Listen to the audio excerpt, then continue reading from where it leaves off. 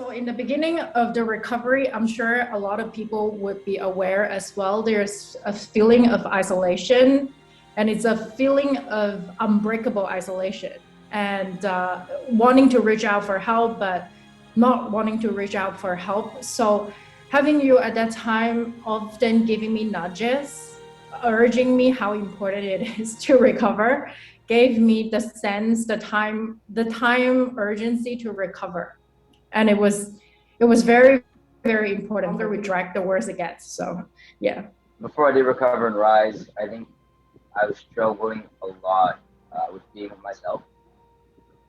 Um, I would always look for ways to escape. I was always on my phone. I was struggling to be satisfied. Uh, I think that's the biggest thing. Like, I just was never satisfied, and I was like never mindful. So, yeah, before I was more stressed. I was burnt out at work. I'm just like, go, go, go.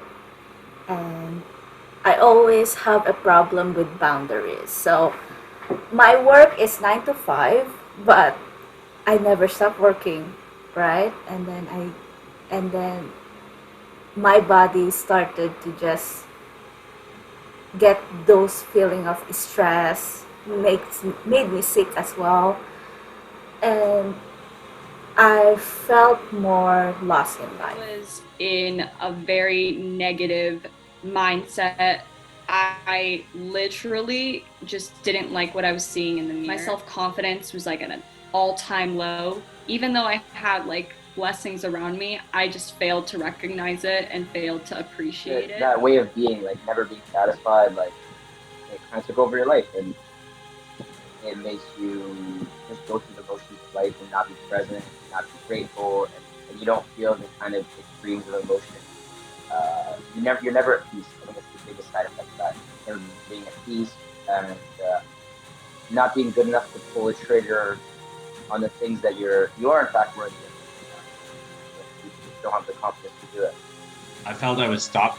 I felt I wasn't in a place or where I wanted to be, career-wise, life-wise, relationships, friendships. I tried reading some books. I tried, socializing with different people.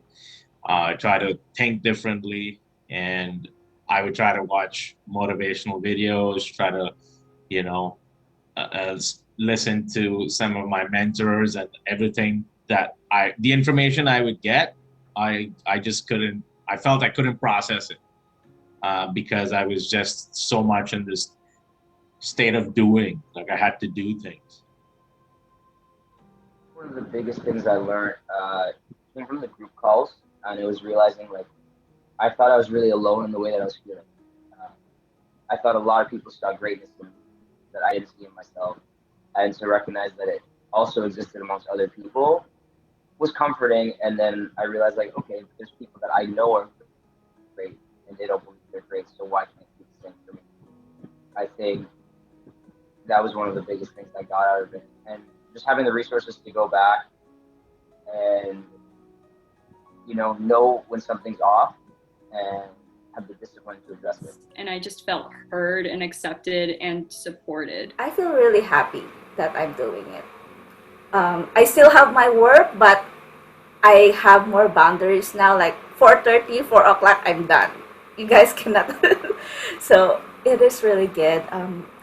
I learned how to prioritize now at my work as well, and not be bothered about what other people are telling me. So yeah, which is really gold, right, girl? Told me that sometimes it takes time, and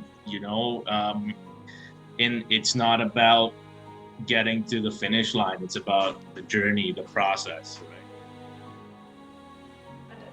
I think the most important aspect of my recovery was I received myself and gained a lot of self-trust in whatever that is to come and it's coming.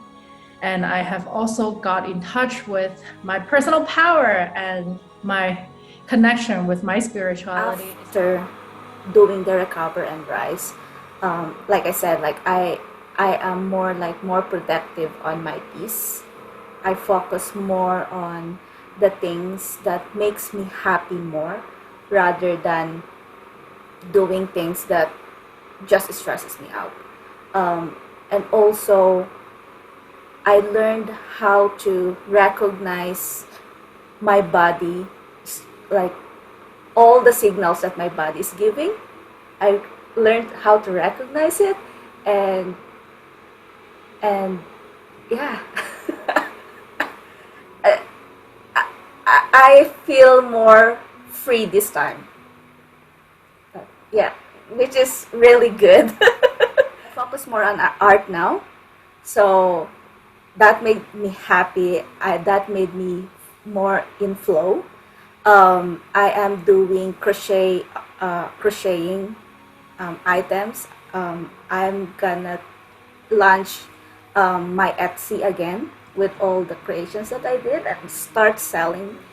So that and also I am doing music. So I am learning how to play piano now. We actually have a recital on Friday, and I'm actually going to play live for the first time, you know, since I was a kid. So I am very excited for that. Oh my gosh, I've been able to like be more authentically myself in conversations. I find myself to be more present than usual, or I guess I just feel lighter and better, and I don't feel like embarrassed about it. Well, since I did Recover and Rise, along with like a whole bunch of other stuff, I've actually sold everything I own and closed my business. Moved to Costa Rica for an indefinite amount of time, and I'm okay with just existing. You know, I'm working towards making enough money to survive, and that's okay for a couple of years because everything was always about living to work and putting in crazy hours, and, like, always working towards something but not enjoying life. And so I took a step back. Making money and moving forward in my career is not my priority, and it's something that'll happen naturally through people and the career that I have.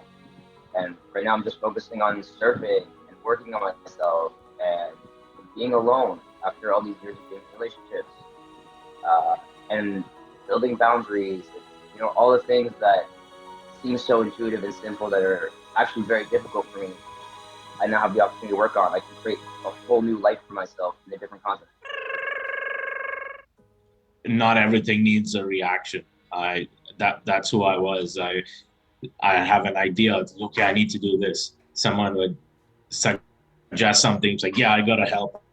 I gotta be part of that. I wanted to be part of everything, and then realized that I don't have to. I need to be me, and like I was spreading myself out too thin in the past, and now I feel like there are a lot of great things and great opportunities out there, but not everything is necessarily meant for me. And I'm okay with it. The unstuck is recovery and rising. Woo!